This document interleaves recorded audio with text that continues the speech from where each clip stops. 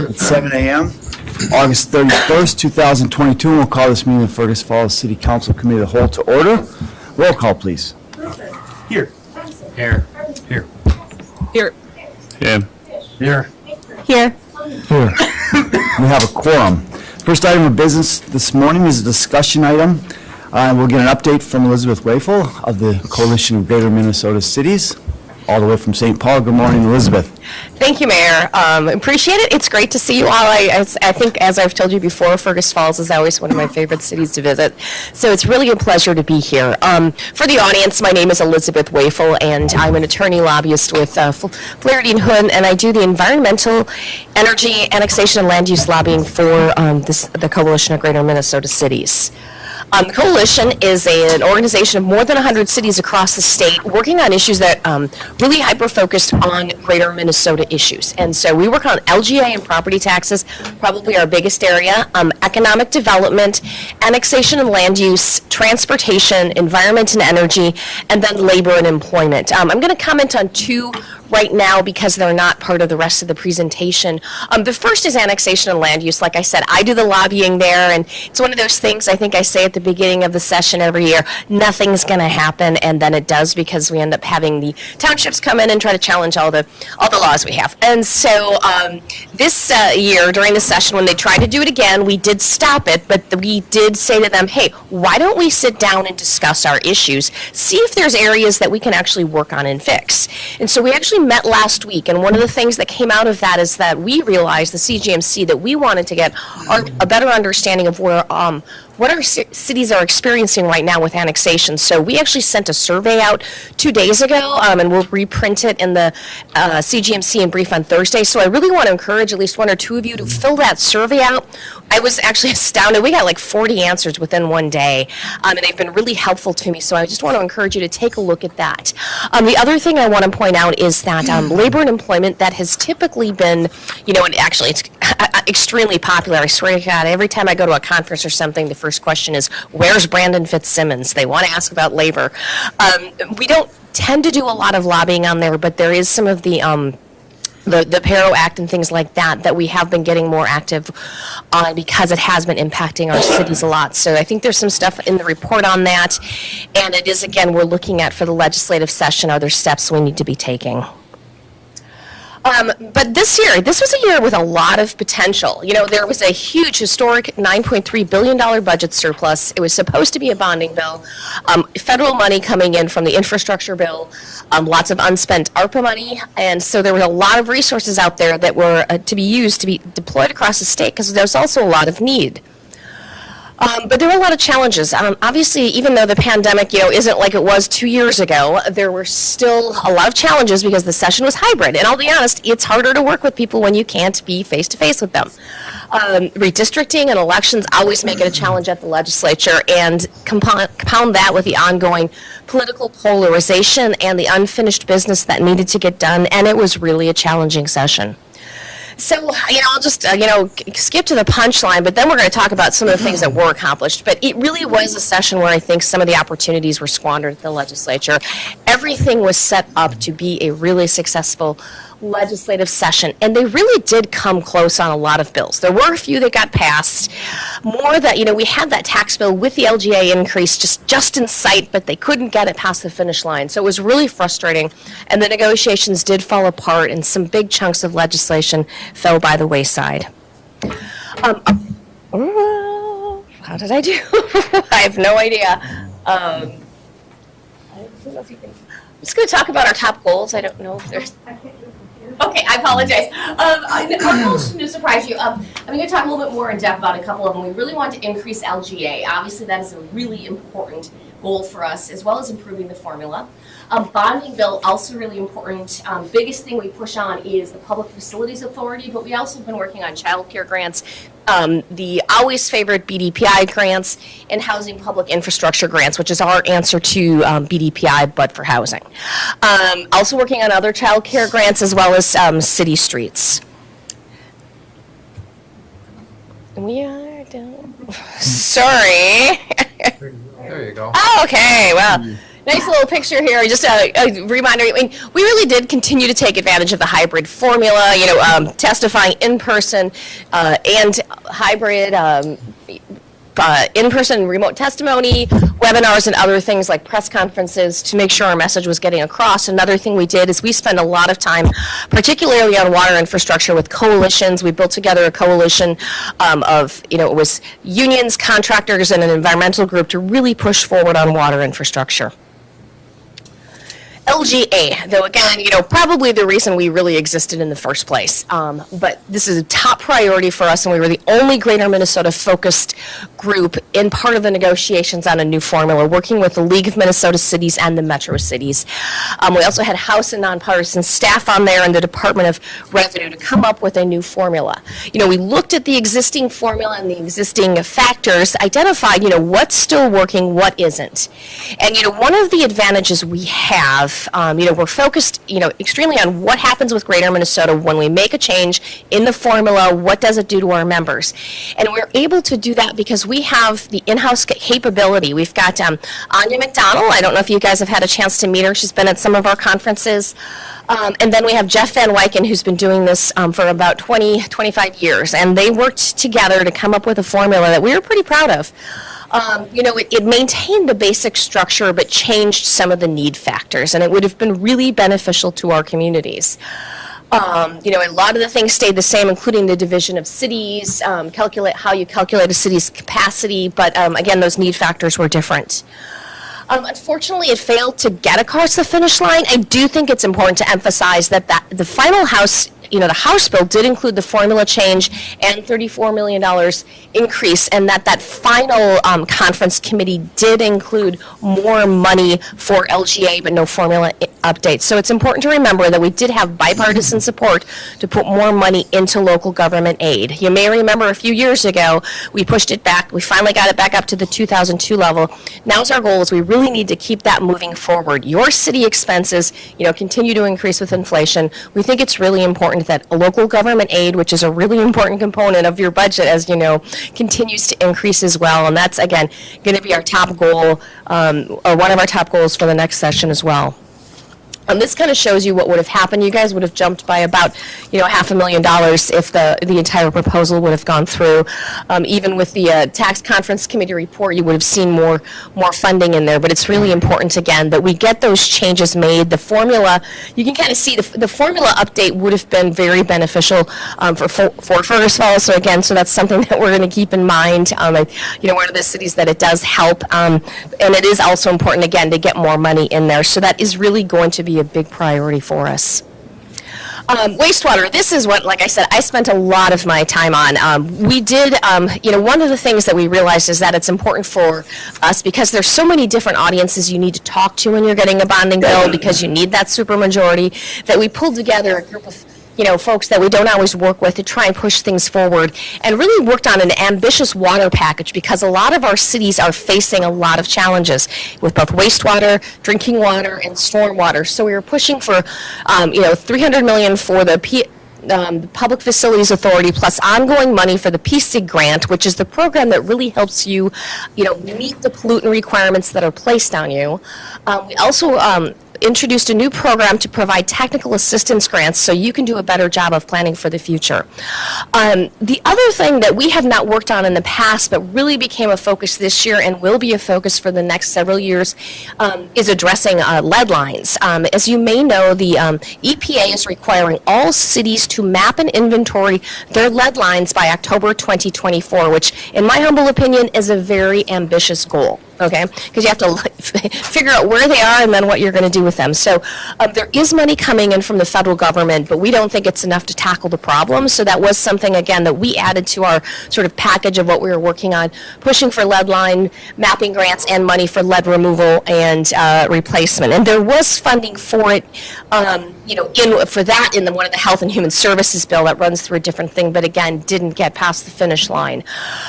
No bonding bill, again, means that infrastructure will have to wait. And it really, really was frustrating. Neither House nor Senate produced a bonding bill. And you guys have been seeing me for a while. I mean, I've been doing this for, nearly 14 years. And that's the first time I've seen it where we haven't seen a bonding bill out of either one. And I think if you ask people who've been there for 30, they'd say the same thing.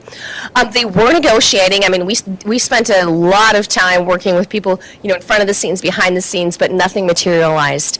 I have heard, in fact, just yesterday as I was driving up, one of my colleagues called me. There's still discussion about the potential for a special session. I know a lot of our cities have been passing resolutions. I'm pretty sure you guys did too. We're going to continue to push on that, but if we'd like to see that happen. The infrastructure needs out there, the things that our cities need to get done now is extremely important. So we're going to push on it this year, and if that doesn't happen, try to get it done, the next year. Like, unfortunately, that's happened more than we'd care to say in the last 15 years, but I'm going to continue to push on that. I do want to mention, again, we do a lot, the environment area keeps me pretty busy. There was a handout in your packet that talks about some of the different things that we are doing. For example, I'm just in the process of submitting comment letters to the PCA on the increase in water fees they're proposing.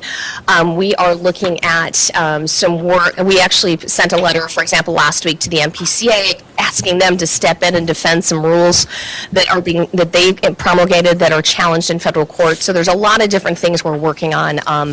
If you ever have any questions about that, do call me. It's something we have been increasingly active on over the last 5 to 7 years, and we have been seeing results there.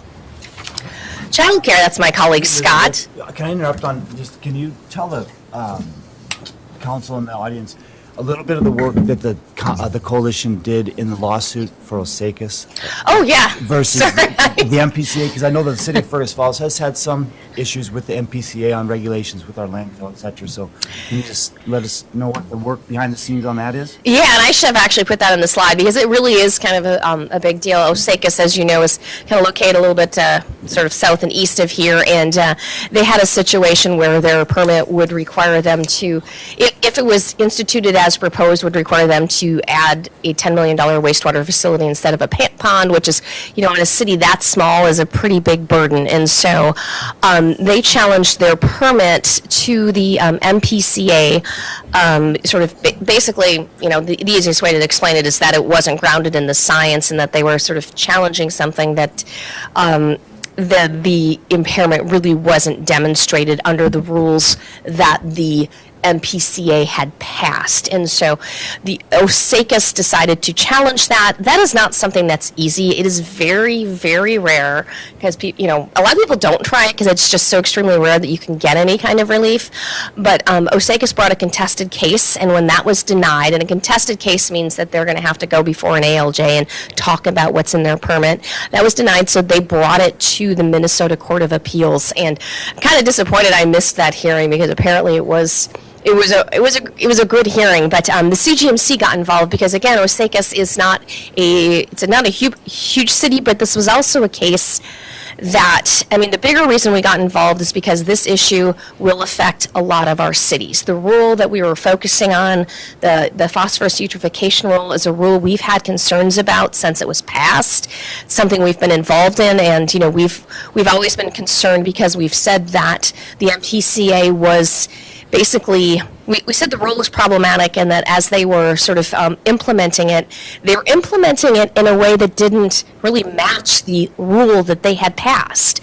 And so that was the basis for the lawsuit. And what the CGMC did is we stepped in and helped financially support that lawsuit because it is going to have a big impact on a lot of our cities, because a lot of you will be seeing, down the road, you're going to see monitoring and potentially a limit in your permit for phosphorus and eutrophication, and so we helped them step in and made it so that they could challenge this at the Court of Appeals, and the Court of Appeals came back and said, hey, MPCA, you're not enforcing your own rules correctly. This is problematic. Back to the drawing board, and that's a big win. That kind of thing doesn't happen very often. So it's good for Osakis, but we really do think again, we wouldn't have gotten engaged just if it was a one-city impact, but we got engaged because it was a multi-city impact. And that is, again, I don't talk about it as much at these presentations, but we do that on other things. For example, a number of our cities have been facing chloride and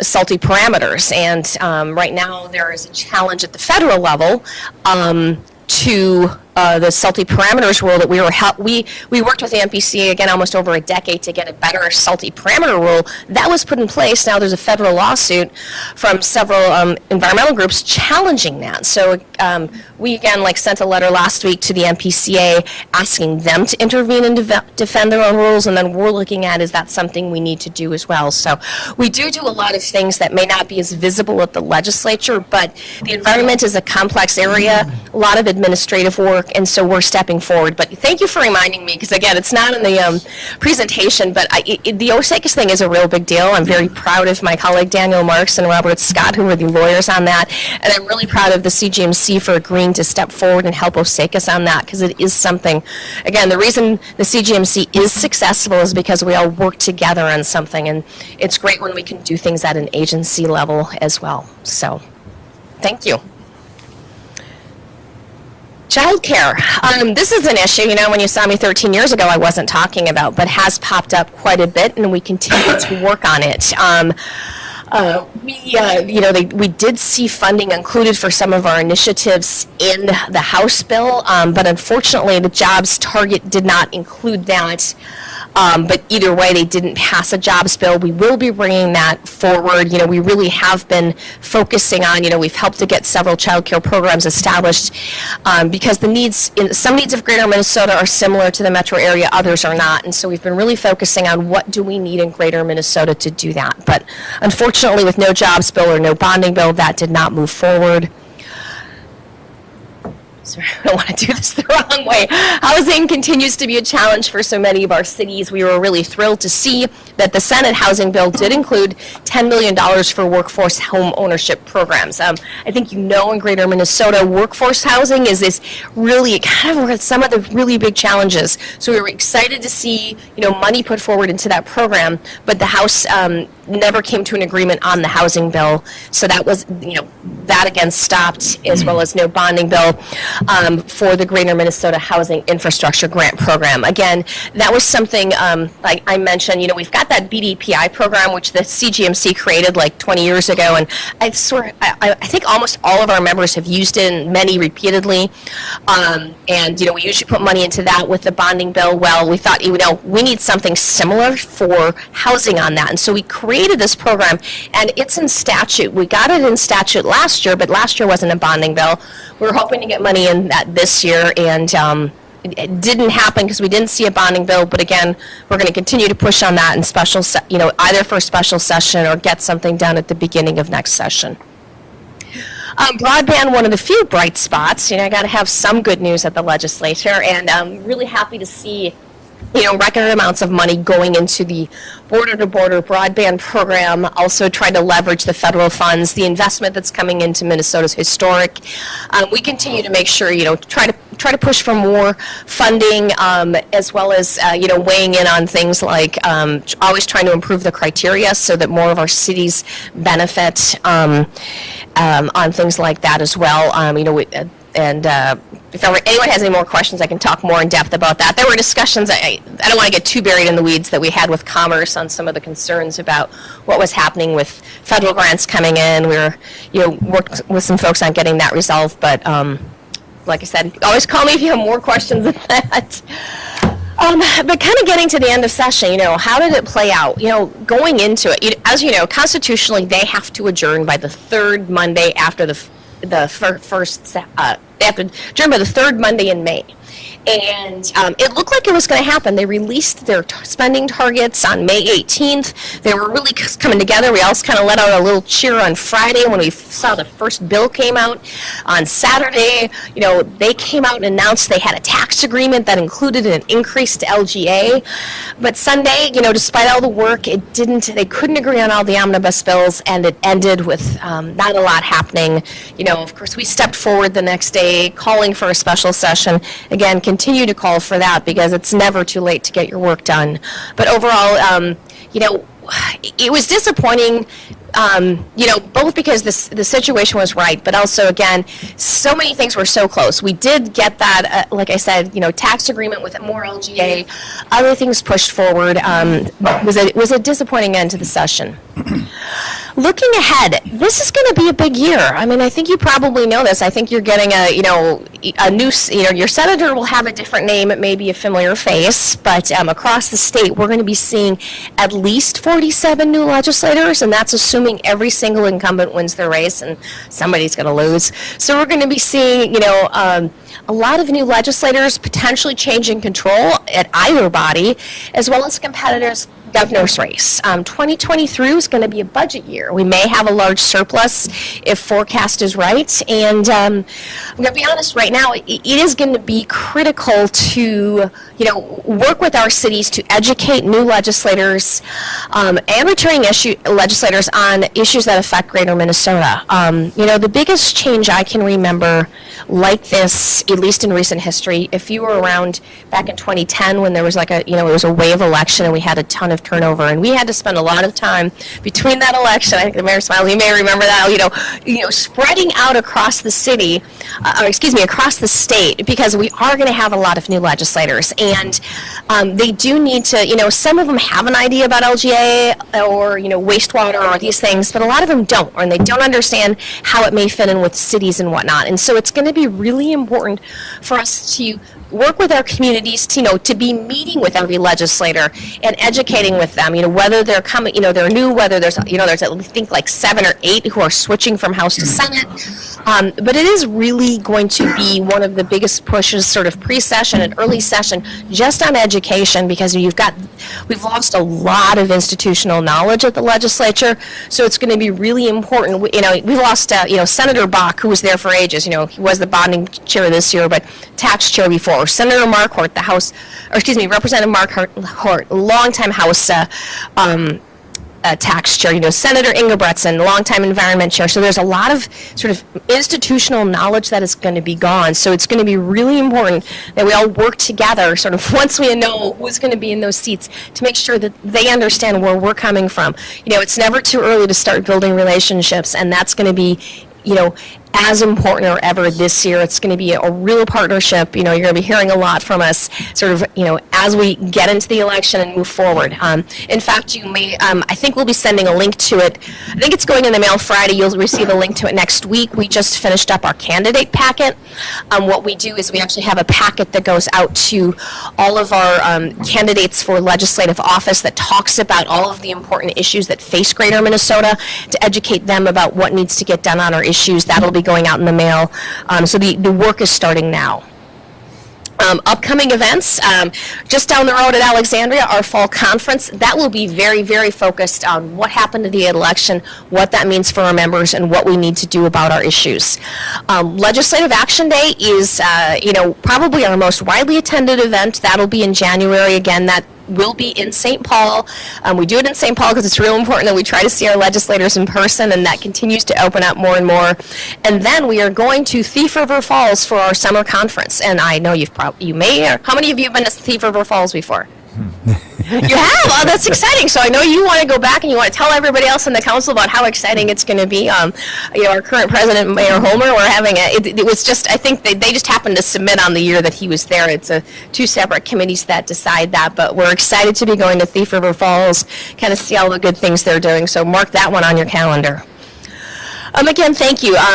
Fergus Falls, again, one of our longest time members of the coalition, has always been very active, and you really help us get our work done at the Capitol. So thank you for all you do. Just a reminder, we just sent our first notice out, or second notice out about committees. We can really use some more people on our committees. If you like wastewater or drinking water, give me a shout. I do the environment work. Actually, we do a little bit more on that in environment as well, but I also do annexation and land use, but we have other committees, labor, economic development, property taxes, and we can really use some new blood. So if you have not been on a committee yet, I want to strongly encourage you to give us a call, and we'd love to get you involved. That's really, again, how we get our work done. So thank you. Thanks, Elizabeth. Thank you. Anyone have any questions? All right. Thanks, Elizabeth. Thank you. All right.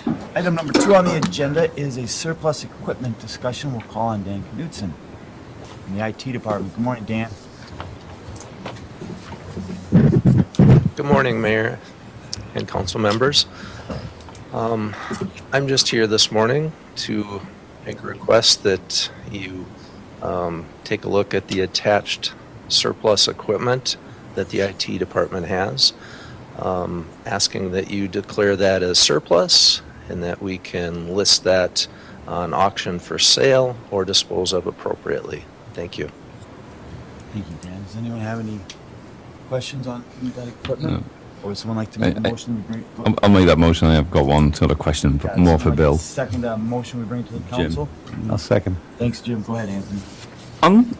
We obviously sell quite a bit of stuff on this .gov site. Can we get a list of like what it sells for? Sure, so bring back to you what some of the sale prices were. Yeah, I know. More like I know Guy comes in here frequently and says, "I want to list this." Does it actually sell? Yep, we should be able to print off Yeah. out from that, and In the market for a computer? No. we got a deal for you. All right. So we have a motion to bring this to the council. Obviously, you can go on the consent agenda. Consent agenda. All in favor of that motion, say aye. Aye. Opposed, same sign. That motion carries. Thank you, Dan. Thank you. All right, we're going to skip item number 3 this morning. Moving along to number 4, we'll call on Sandy Cunningham and Bill Sonmore to discuss proposed fee schedule. Good morning, Bill. Good morning, thank you. I'd be honest, I was really hoping Sandy was going to come up there to the podium. She's Just here kidding, for Bill. backup. When I misspeak, she'll hit me in the back of the head with something here. So, not a whole lot of changes in the fee schedule this year, but we'll just go page by page. So, on page 1, the water reconnection fee, moving from $40 to $50, and then after hours, $75 plus the $40 fee is the current, moving to $100 plus the $50 fee. We have not increased this in quite a while. When you look around at other cities, they're actually at least the same or higher than we are. And this is when, you have a delinquent customer, we shut the water off, we have to go back out, make a special trip to do that. So we're just trying to cover our costs. As you know, our costs go up each year. Going to page 2. Bill, you actually make a special trip out to cut them off also. You are correct on that. It's not just one, it's 2. And It's 2 trips. right. On page 1, I just got a question. Why is there such a big difference between like on sale full liquor license at $2,500 and then kind of the lesser ones being kind of anywhere from obviously $100 to $300? Lynn? With the paperwork that goes into the background check, but these prices have been around for at least 15 years. Yeah. They haven't changed. We just can't justify asking any more than $2,500, but there's a lot of background checks and whatnot that have to go through on those full liquor licenses. Okay, thanks. All right, so page 2, implementing the food truck permit, $100 annual permit there, $50 for a short term. I believe we talked about this when we put that ordinance in place, so this is just getting that on the fee schedule. We're looking at a filing fee for city council and mayor of $5. I understand that's a state statute, so we need to have that in there. Special event street closure fee, this would be a new fee of $250. We wouldn't charge that like for the parades when we close for the homecoming parade or Summerfest, but this would be based on those special requests. And our staff was bringing this forward as, we're pulling them from other areas and going down and signing the streets ahead of time so that you have no parking, so that when we come in and whatnot with those barricades, someone requesting the barricades, there's still a charge for that in addition to this. But Sandy or Lynn, did I miss anything with that? Anything that? Okay. I would like to kind of discuss that one. I think we're trying to promote like things downtown, and obviously, I know they've done that through the summer to try to get people to go downtown. I think if we implement this, that's that's going to make that cost prohibitive. So I think we need to kind of discuss that one. And, you know, on top of the 250, then there's probably another 250 in rental fees. So now you've got $500 into that. So if you're going to do that throughout the summer where we're doing this late till 8, you know, that's going to add, it's going to be a burden. And I think we're here, if we're going to do it for Summerfest free, and we're going to do it for parades free, then I think if you know, are we going to charge the marketplace when we take things there? You know, are we going to do intercompany, as it were? So I think that one, I mean, I obviously would like to hear from other people, but I think you're just going to make it prohibitive that nobody's going to do it. We might as well, you know, forget doing things downtown then.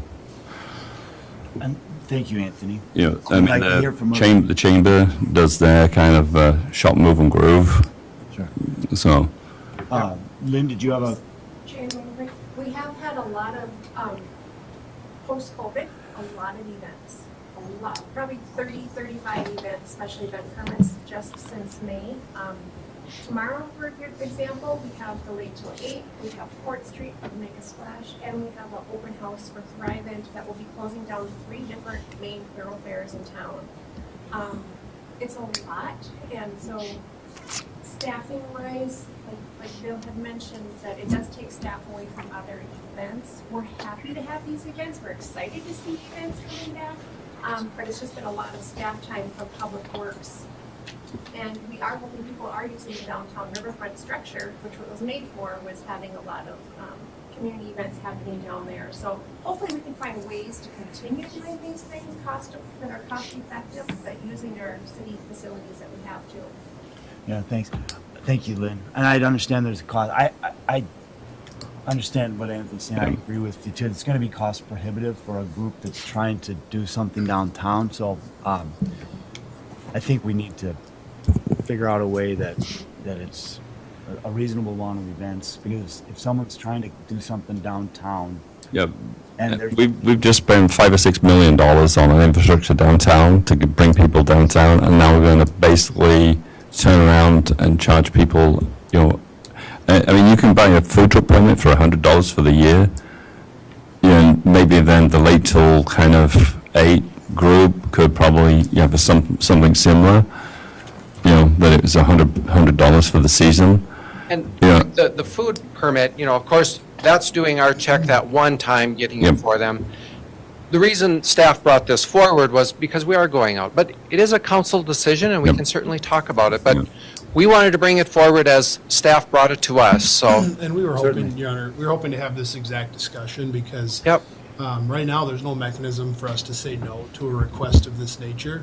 And the downtown is one thing, but when we start getting, you know, single businesses requesting to close an entire block during business hours, today we don't have a mechanism to say no to Yeah. that, right? So we wanted to elicit a discussion as to how we want to handle these, because we have seen a great increase in street closure requests, and you know, they can be problematic when you have 3 at a time, and, you know, we're having to coordinate with law enforcement and the fire department because they have to know and educate all their members that tomorrow night between this time and this time, if we do get a call, these are the routes we can't take, right? So it's a complicating issue.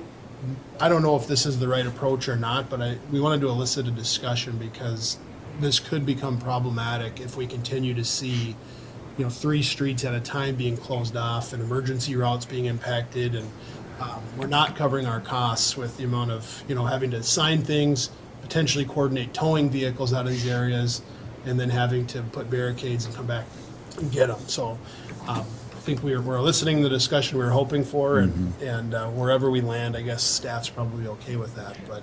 Chiming I know in. that to also be a part of this discussion, it was at one point, city by statute could waive some fees if it was a community-wide event. That's no longer state statute, is that Well- correct? It is still state statute, No, it's that- very, very exact language of what is considered Sure. a So- community festival. And you as a city council have determined that Summerfest, Shop, Move, and Groove, and the Over the River Festival are our community events, and that's what the state statute is.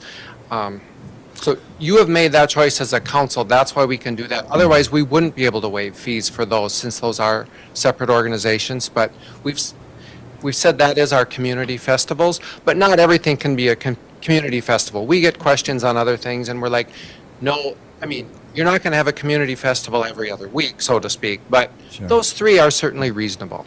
Well, I certainly think that we need to have some discussion on this. Maybe on Monday night, we could bring our thoughts and like come up with a, right? Because I think that I agree, we want to make this as less burdensome as possible for the businesses that are trying to promote community event and community gatherings and such. At the same time, I realize that there are costs to the city. So where's that balance and how do we support that? Thanks, Anthony, for bringing that up. We don't even have to rush it to Monday. I'll just give you a heads up. There are a couple other fees I need to look at yet and probably come back later this fall. So, Sure. I mean, Andrew said it well. We wanted to elicit discussion. We were effective on that. For next summer's Your Honor. session too, yeah. Can I just Tom. throw in a quick parting Please do. thought? So really what the question comes down to is do we want to ask, private groups to pay part of what it costs for our staff to set up and take down and do extra planning and or do we want to shift that to the taxpayers as a whole, like Lynn said, we have this beautiful new downtown venue that was really made for gatherings of groups. And so I think, as much as we can encourage groups to use that facility, is going to go a long way to alleviate the problem. So I would first say that we, promote that and ask groups to consider using that to minimize staff time and minimize the, changes in planning for our public safety. And, but yeah, I look forward to having a more in-depth discussion. Thanks, Tom. All right. Sounds good. So Sounds we'll pull that one from right now. We'll come back with further discussion on that. Thank you, Bill. Okay, and then let's flip forward to page 8. And this is under, I see we have, this is under the fire department, so moving the personnel rate for illegal burning, $20 per hour. That is based on our volunteer fire department, our paid on-call rate, just keeping up with increased costs there. We go to page 9, GIS services, moving those rates up based on inflationary costs. We have not changed those rates since 2005, so that's quite a while, so seemed reasonable there. Page 12, sponsorships for our youth sports programs going from $275 to $285. Kids Camp on the top of that page going from $175 to $185. Just, again, covering our costs there, slight increases. A note, Kids Camp, I think, what did it fill up in 9 minutes probably this year is how fast that program went. So very successful program. We just need to be covering our costs. Down on the bottom, just clarifying some language there. Relating to house moves, we had 2 house moves this year, so our police department wanted to make sure we have that in the language. Page 13. The community room over at the police department, implementing a $100 fee, so this is a new fee to use that room. And a note is that our staff over there set up, take down, and clean up that room when groups use it. That's different from the library. We don't charge a fee over at the library, but the library staff does not set up, take down, or clean up the room. The public does that, and of course, the library, that's very much a community gathering place, whereas the police department, maybe not quite as much, but. Hopefully not. I shouldn't even go there, should I? Page 14, rental registration going up $5 there on each one of those. And that's kind of been the goal, and also to get people to migrate onto the program and not staying under that old system. Those are the changes. The one, I can't even tell you what pages I would have to flip through, but the community arena fees, when we rent that out like on an hourly rate, I need to come back and look. We haven't changed those in years. We implemented the $175 and the $195 for the summer ice, but I need to go back to those during the year fees, which I know need to go up. We've never increased them, but I haven't had time to look at that, and we'll be looking at that and come back later this fall. Thank you, Bill. Scott?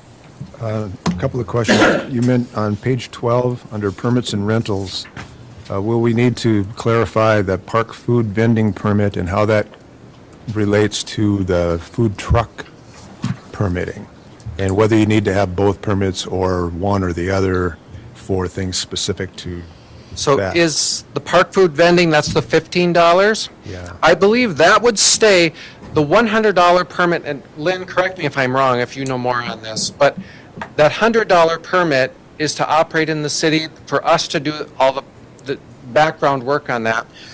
This $15 rate is if you're going to plug in or hook up to city utilities to cover the actual cost of those utilities. Was that? That's a good when question, not a Lynn question. We'll talk about that Monday. Let us look at that. I don't want to misspeak. The other thing, is the stage on there, the mobile stage?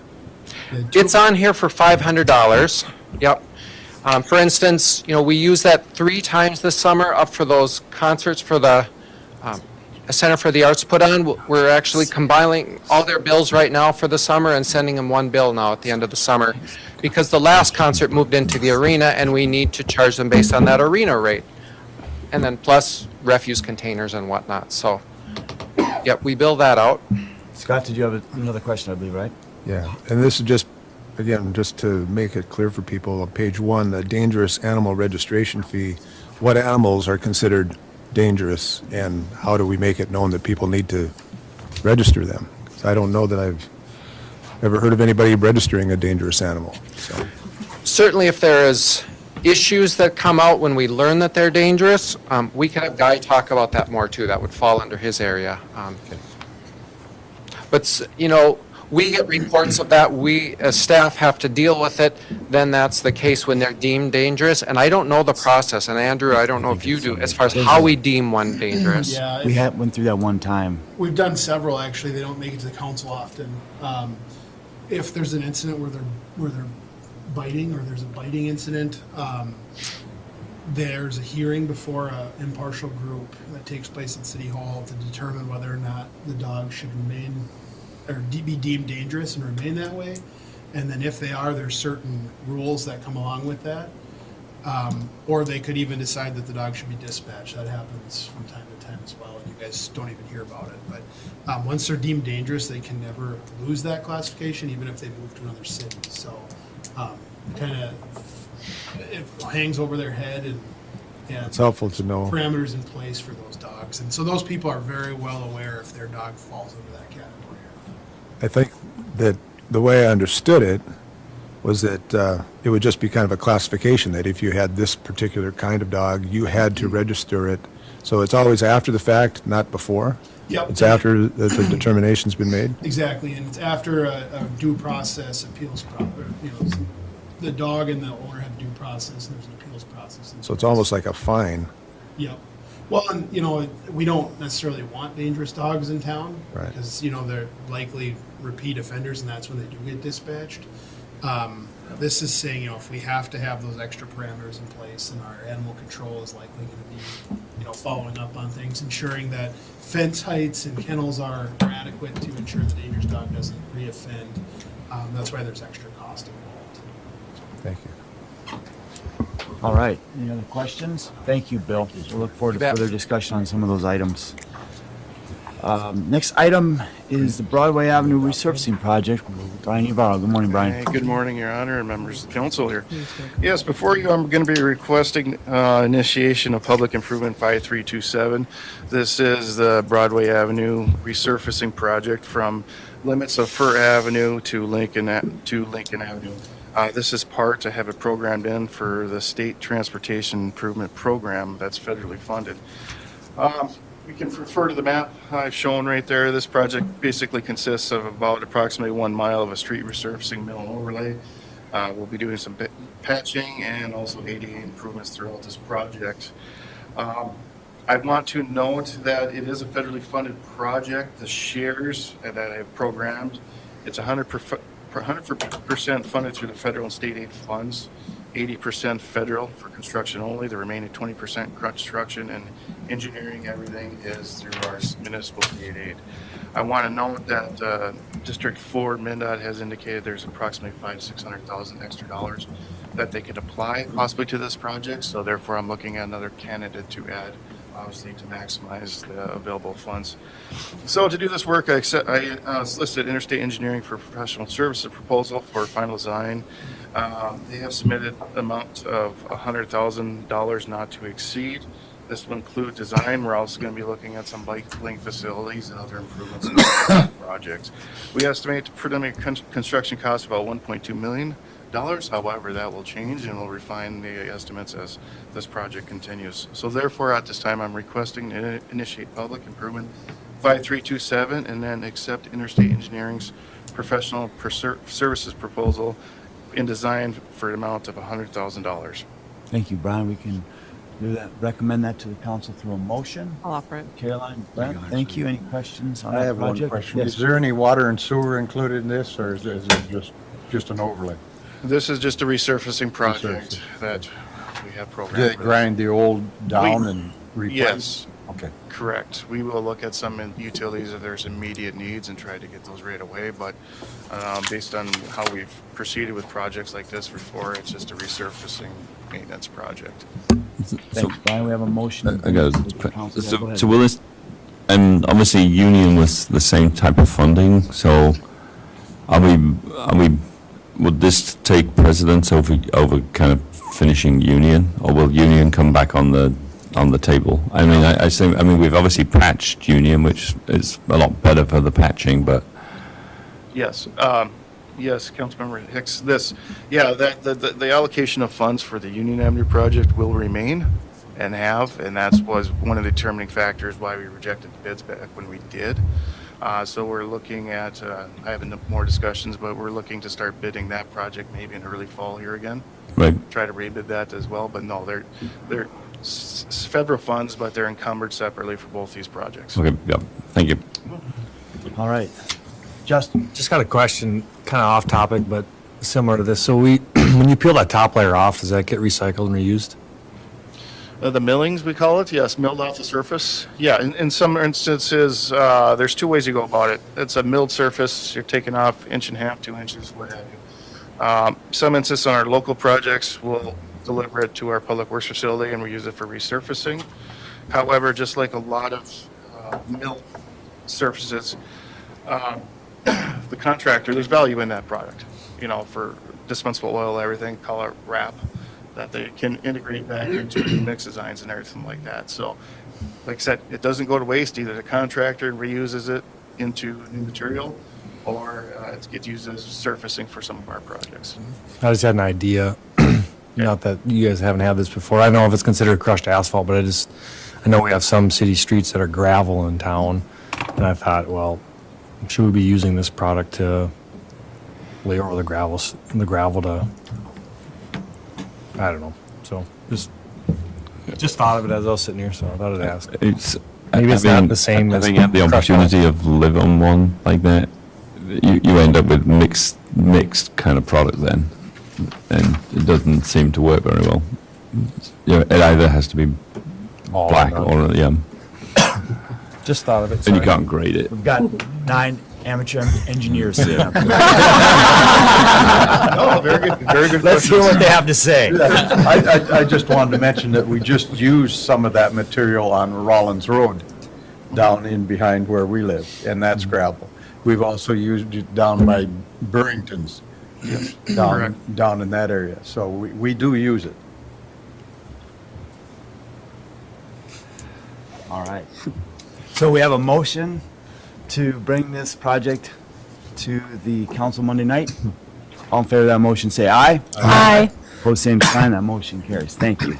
Thank you. Brian Navarro again will discuss the airport runway project. Yes, thank you. Back in April, the City Council awarded the construction services contract to a National Sealant and Concrete, Inc. This is for public improvement 9349. That's with the airport runway taxiway and apron crack fill joint repair project. We awarded this project an amount of $320,918. This was contingent on receiving the final state and federal grant agreement. Recently, I received the final grant agreement in the budgetary table provided and everything. I show two values I just want to point out.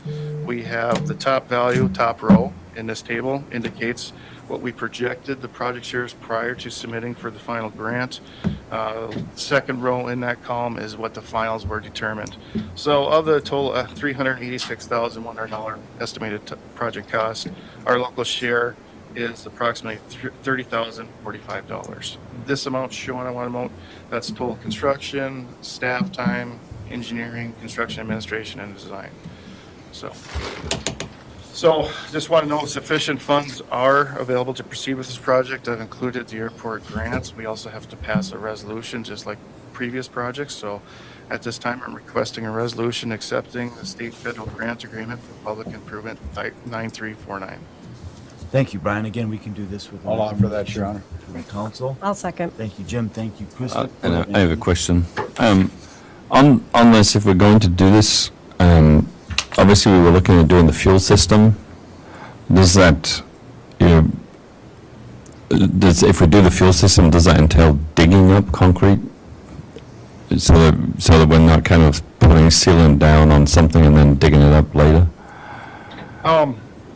For a small portion of the fuel system, the dispensary unit that's located out in the middle is a pretty minor area. So if it is disturbed, obviously, if we can get both these projects to work out at the same time, because I don't know where national sealant, to be honest, the state or the feds, I'm not going to name, been sitting on this it's taken about 5 months to get this grant agreement. Right. I have been talking with national sealant. They will honor their price because we're beyond bid retention time. I highly doubt because of this. I'm not sure if they'll be able to get to this fall, maybe spring. Right. We're just going to have to do some coordination when that time comes. Okay, thanks. Any other questions? All right, thank you. All in favor of that motion to bring this to the council, say aye. Aye. Aye. Opposed, same sign. That motion carries. Again, Brian Navarro, Public Improvement 9771, closed landfill. Yes, thank you, Your Honor. If you recall, some time ago, the MPCA is requesting that the city install new monitoring wells referred to as FF22 and 23. These are located due west of our existing landfill. They are on private property. So because of that, we determined that we needed some permanent ingress egress easement to this project. We got professional services, appraisal services for this encumbrance on the property, which happens to be owned by a shoal. We then, once we got the appraisal, we determined it is reasonable what was for compensation. We have met with the property owner by the name of Miss Amy Scholl, and we have agreed that we believe that $3,500 compensation for the permanent ingress easement is reasonable compensation. So, if acceptable, we would secure this easement, and then we would proceed. I already have it scheduled to actually install these permanent wells late this fall. So at this time, I'm requesting authorizing staff to execute the permanent ingress egress easement between the city and Amy Scholl. I have attached that for draft for review along with the exhibit showing what we are looking for, and authorization to compensate Amy Scholl for said easement in an amount of $3,500. I just wanted to note the easement compensation, city staff time, city attorney time, along with these monitoring wells are reimbursed through the city's post-closure assurance fund with the landfill, and sufficient funds are available to proceed with this. So at that time, I'll just open up offer for that, Your questions. Honor. Thank you. The motion to allow staff to execute that agreement. I'll second. A second from Caroline. Jim, Caroline, any questions for Brian? All in favor of that motion, say aye. Aye. Opposed, same sign. That motion carries. Thank you, Brian. Next, we'll have a discussion on downtown walking sign demonstration project, and we'll call on our friend Wayne Hurley from West Central Initiative. Good morning, Wayne. Morning, Mayor, council members. Thanks for chatting with me this morning. I'll keep this as brief as I can. So some of you that have been on the council for a while may recall that a few years ago, pre-COVID, Patrick Hollister and I came here with a similar project. We were applying for a grant, didn't get the grant, unfortunately, so the project didn't happen. But basically, the concept is to install these temporary walking direction signs throughout the downtown area, kind of in the core part of the city. Basically just to kind of let people know that, hey, it's not that far to walk to Lake Alice from downtown, or to go get coffee at this place. I mean, we can't list specific businesses, but just kind of have a few signs around downtown, maybe a dozen or so, that would just indicate to people a direction and how long it takes to walk to a place. So as you can see, this is an example.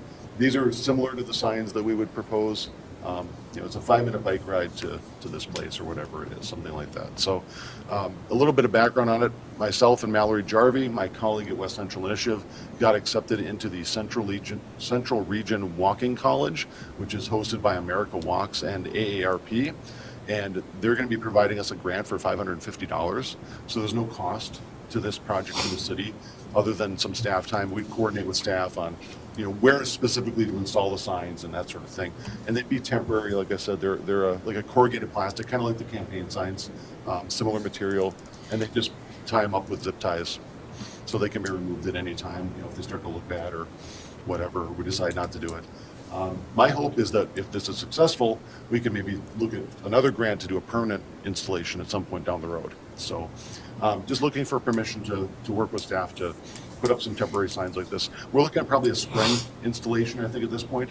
Probably don't want to get into it yet this fall. I don't think we have time. So I'm happy to answer any questions. Thank you, Wayne. Anthony, I can see a question. brewing. Yeah, I was just thinking, what sort of fee we could charge you when for doing this? I'm already a little bit bummed that Petal Fergus Falls, we're going to have to move from the police department because we've been meeting there. It's like, well, we don't have $100 a month. So we'll find a new spot. But I think it's a good idea, as you say, encourage people kind of to go downtown and walk and bike. Is that a motion? I'll make the motion. Thanks, Anthony. I'll second. Thanks, And I won't Caroline. propose we charge you. Scott?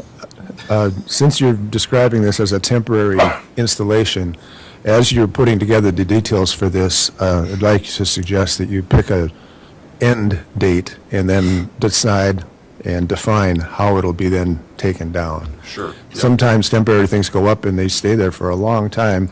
And as you said, if they start to look bad or whatever, somebody notices, but nobody does anything about it. So as you put together the details for this, say that as of such and such a time, so-and-so is going to take them down, and then you've got it kind of clear. Sure. Yeah, I think that's a great idea. Thank you. Thanks. Thanks, Wayne. So we have a motion to recommend this to the council on Monday night. All in favor of that motion, say aye. Aye. Opposed, same sign. That motion carries. Thank you, Wayne. Thank you. Anthony wants to do a walkabout. Item number 9 on our agenda this morning is a discussion on proposed highway trail project. And we'll call on our city administrator, Andrew Bremsted. Thank you, Your Honor. Members, as we lose one of our amateur engineers, I'll fill in. Mr. Rich Wetzel's with us this morning. I'll let him go through this concept. He's the one who approached the city about the concept of putting in this new highway connection on the east side of Fergus Falls, including a trail and a bridge over the river near the old Otter Tail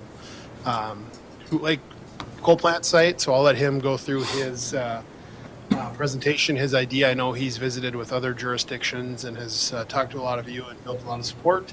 So we'll hear what he has to say, and then hopefully we can have a discussion as to how we want to look at this going forward, or if there's an appetite to proceed, knowing that this is a very significant project that would be a huge undertaking. So let's see what Rich has to say, and then we'll go from there. Thank you, Andrew. All right, good morning, Rich. Welcome. Thanks for being Mayor, patient through our meeting. members.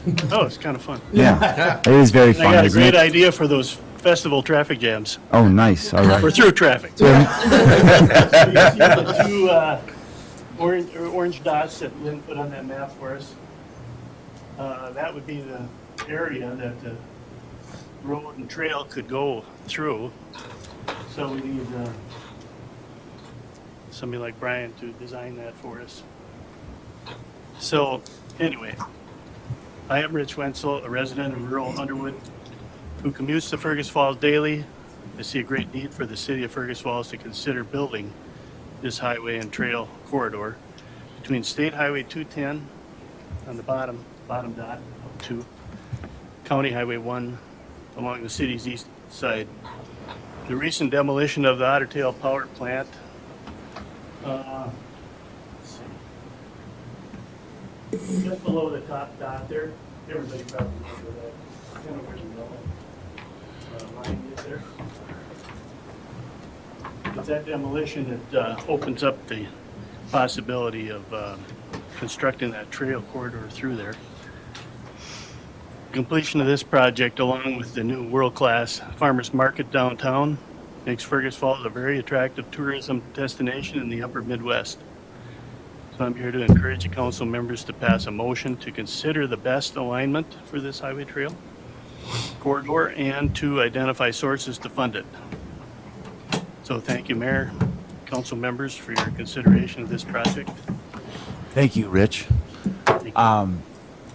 Andrew and Brian, I guess, would you kind of give us an overview of what it might entail if,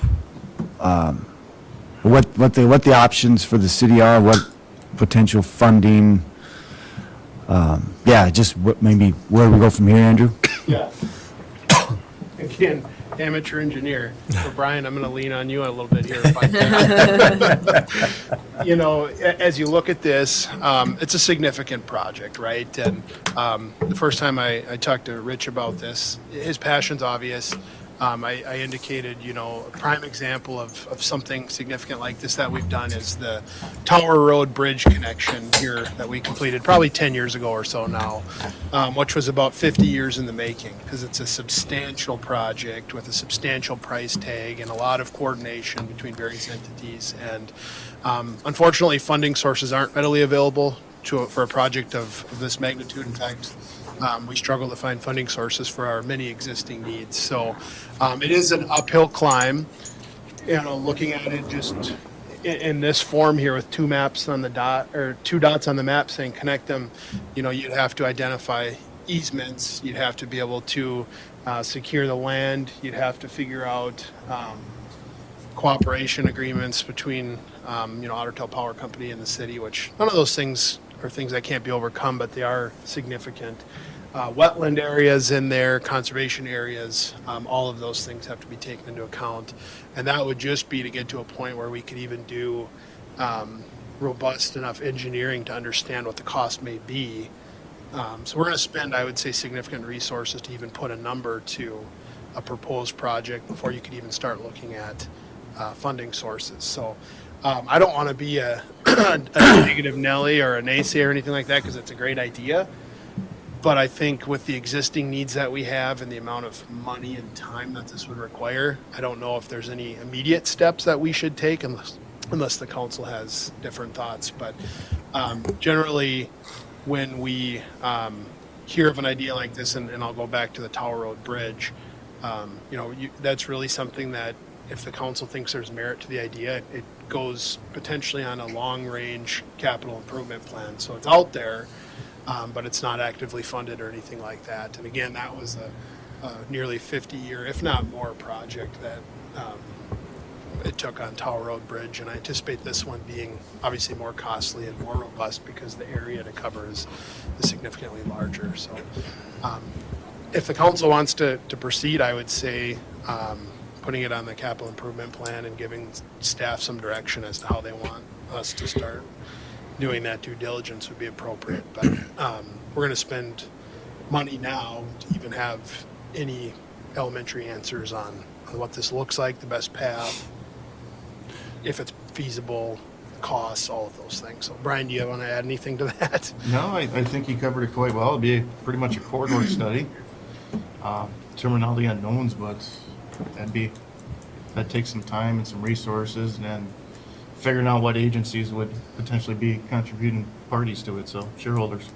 Question, I have just a couple quick questions. To back up, well, first of all, when we did the Hoot Lake Power Plant study on this area of town, did that identify anything like large scale like that, like any corridors? Do you know that? You know what I'm saying? Like just high level. I'm talking high level here. I thought of that study when this came up. I haven't had an opportunity Sure. just to kind of review it back. You Okay. know, that was just maybe that's a question. This connection in that study, I don't remember that. Yeah, or if, I guess my question is if that area is to be developed in some manner, and granted, that's changed now because of the solar project, not changed completely, but it's changed some. Did that require further connections to major thoroughfares in order for that? That's my high-level question. And then the other question is looking at the, thinking back to that Tower Road Bridge which you referenced, which was 50 years in the making.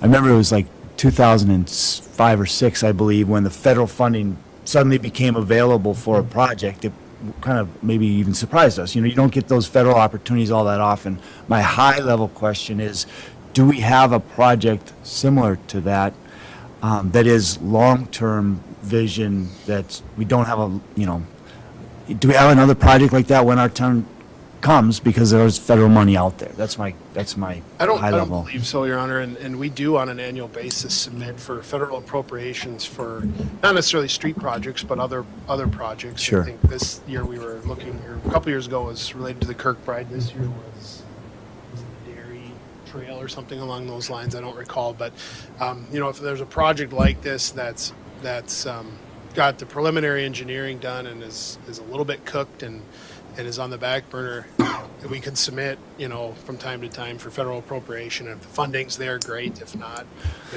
like the Tower Road Bridge, you wait till the opportunity arises. I think you said it well, Andrew. Like, we all agree that this would be conceived as a great project. We'd all like to see it.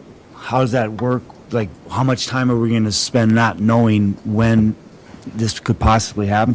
Is there any way that the staff could bring back very high level, like we would need to spend X amount of money just to have this even considered as a long-term capital improvement project, so the council has an idea of that? Or does the council have listen to you guys, what do you guys have to say? If I could jump to the front of the queue, I apologize. I got to go and Yeah. leave and pull some wire. No, I'll kind of echo what's been said. I think it's a great idea. It would be, convenient for people that live on both sides of town, especially with a bike trail component into it. Obviously, I'm all about the bikes, walking, et cetera. My only reservation would be that it would bypass traffic from going through Fergus Falls, and I'm not so sure how happy our business owners would be about us spending a lot of time and money and resources to facilitate that, even though it is a wonderful idea. And kind of I'll say the same thing that I, tell anyone who comes to me with a good project idea, as I say, the more private support that you can organize, the more people, the more boots you can put on the ground. If you can do as much of that groundwork and planning and research and preparation as possible so that, we've got something to hand off to city staff to ask them to work with, that greatly increases the chances of a project's success. So I appreciate your interest. We didn't get a chance to touch base, but feel free to call me anytime. And with that, I'll take my leave. Thanks, everybody. Thanks, Tom. Yeah. Scott? This, actually, it's not a new idea. And when we had a planning thing done here not too many years ago, there was this map created that had the east reach, the downtown reach, the west reach. If you remember that conversation. And in that map, there was a connecting link that connected to Diversion Road out on the east side of Wright Lake that was penciled in, so to speak. And so this is, in some ways, just another way to look at that potential thing. And then even a 50-year project has to start at some point. And so with your suggestion, Ben, I think that it would be appropriate to at least get this on the capital improvement project list, and then to the degree that there are opportunities to pursue it, grab those opportunities and go forward. So I'd like to make the motion that we do have staff add this to the capital improvement plan or list, and then investigate as opportunities come up, ways to fund it and facilitate it. Thank you, Scott. Do we have a second on that motion? I'll second it. Thank you, I Justin. had a comment too. Second, then go to Jim. I think it's a great idea, and, if federal money is available somewhere along the line, quite often, if we have something ready, shovel-ready, road-ready, however you want to call it, at that time, that would put us up on the list maybe because we've got our engineering done and everything, and I think we should have it on the list of improvements. Thank you, Jim. I just have, Rich and I had talked, and I think the project and the concept is great. To Andrew's point and Brian's, getting on the CIP makes complete sense, but I think what I heard him say is we'd have to spend some considerable time and money, because when those federal dollars come available, we got to be ready to go. It's going to require probably a lot of time and resources before this is ready to go. So I don't know how that looks, but I think at least getting on the list and on our radar makes sense. And, we can revisit it as it maybe becomes more of a need. As an amateur engineer, I'll just point out that I don't know, but I assume there are some planning dollars that go along with some of the federal. There's shovel ready. There's different phases, stages, I would guess. So maybe the staff could just, if we're going to add this to the CIP, I think it's capital improvement project list, with the understanding that probably not going to spend significant resources now without a plan of how this might be accomplished. Would that be reasonable? Like, at least staff can bring us back some sort of idea of what, because I agree, to put it on a plan 50 years, you have to start with the first step, right? So how that looks, what's a reasonable way to get this on the radar, to do what work is possible within realistic budgets that we have, I guess is my comment. Yeah, I would agree with the CIP. The other question I had was we're doing our strategic planning for the city, is if it should go in the land use group too, so that there could be something about it in our strategic plan. But just a couple of my thoughts. Clara's noting that for the next time we meet, she's got something to add, it looks like. Well, when Scott was talking about the plan, and you mentioned the Marcus River Reach, it does look like there is a roadway similar to what's proposed here that is indicated in that plan. So it's not out of the realm of, something that we have discussed before. So. Okay, all right. So yes, Brent. Well, I don't want to be the downer on this, but I'm on the complete opposite end of this. I'm leaning more with what Tom was saying. The business owners, and with the amount of money they spent downtown, rerouting people away from downtown, I don't think is a good idea. And I'd rather see our staff time focusing mainly on the roads that we have in town, on the amount of complaints that we've had on them. Any resources that we have available, I would like to see going into the current roads that we have before we consider adding on more roads that ended up costing us more maintenance. Thanks, Brent. Rich, did you have a comment on please come up to the... regards to taking away from downtown business, I think that this trail all hooked together is going to maybe take more people downtown too. So I don't see that, so. Oh, yeah. I would use that road a lot myself if I could live another 50 years. But I would go in the one way, maybe go to the Y or whatever, come back through downtown. So I think it's going to take some wear and tear off the downtown streets. Well, I'd like to see our resources used on roads that we're already having people complain about. Okay, but if you're looking at federal funds and stuff like that, then you got the possibility of that coming in. The roads downtown are maintenance, right? The other one has the possibility of getting bonds. You get bonds for maintenance? Maybe some, huh?